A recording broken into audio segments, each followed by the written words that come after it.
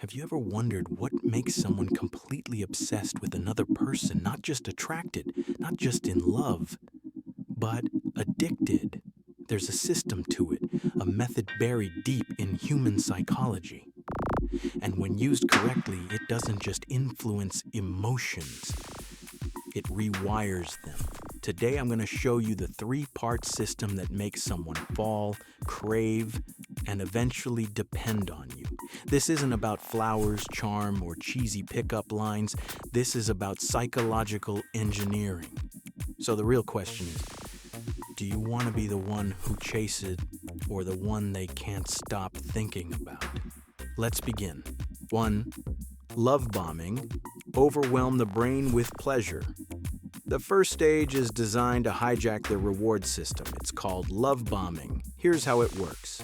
You flood them with attention, unexpected compliments, midnight texts that say, "I don't know why, but I can't stop thinking about you." Moments that feel too perfect to be real. And that's the point. It shouldn't feel real. It should feel like a fantasy.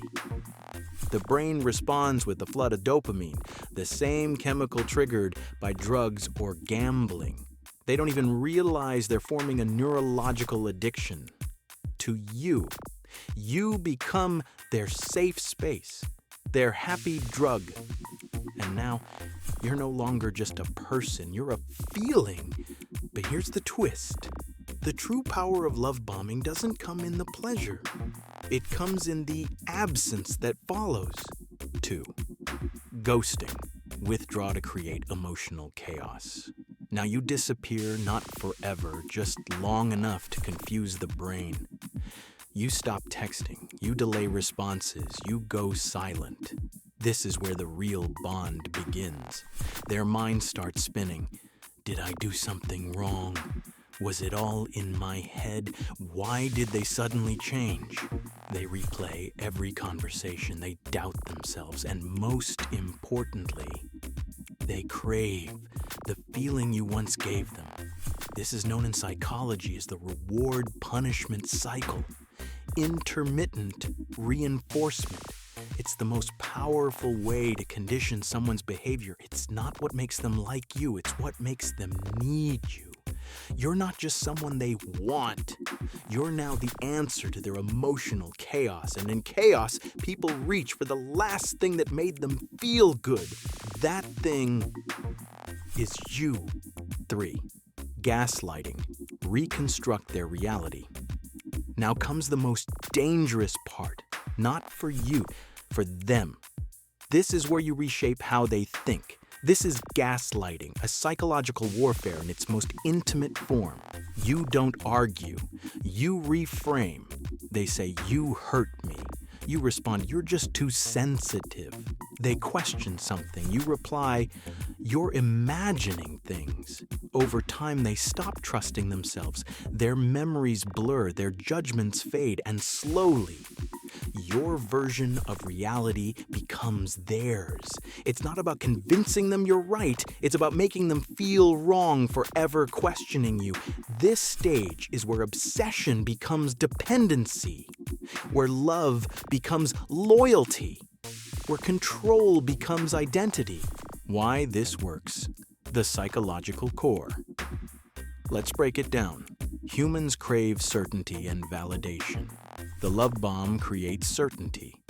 The ghosting shatters it. And the gaslighting makes your version the only one that feels safe. It's not magic. It's predictable. It's a script. One that's been running in toxic relationships for centuries. But here's the difference. You're not just in the story now. You're the one writing it. The danger. And the choice. Now listen carefully. This system is powerful, but it's not a game. If you use this with no purpose, you'll destroy people. You'll break minds. You'll leave scars. But if you understand the why, if you use it to see through manipulation, or even to protect yourself from becoming someone's pawn, then you have power, real power, the power to recognize patterns, to choose differently, to become the puppeteer, not the puppet. Because obsession isn't about roses and dates, it's about control. And love, when engineered, becomes a prison or a throne. You decide which side of the bars you're on. Bonus, the reinforcement loop. Want to make sure they never stop thinking about you? Here's how. Randomize your contact. Don't always respond the same way. Keep them guessing. Leave conversations open-ended. Say things like, "There's something I've been meaning to tell you."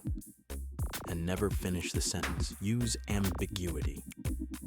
"You remind me of someone important," but never say who. These tiny psychological hooks keep their brain chasing closure.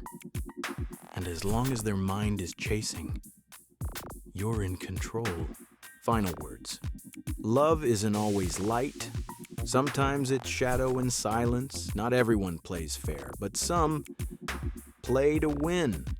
And the ones who understand the mechanics, they don't fall in love. They build it, brick by brick, neurotransmitter by neurotransmitter, until emotion becomes architecture and hearts become weapons. Now tell me, are you still thinking like the puppet, or have you finally learned to pull the strings? Subscribe to The Dark Puppeteer for more videos like this. Learn the systems behind emotion, power, and psychological control. Welcome to the other side of love.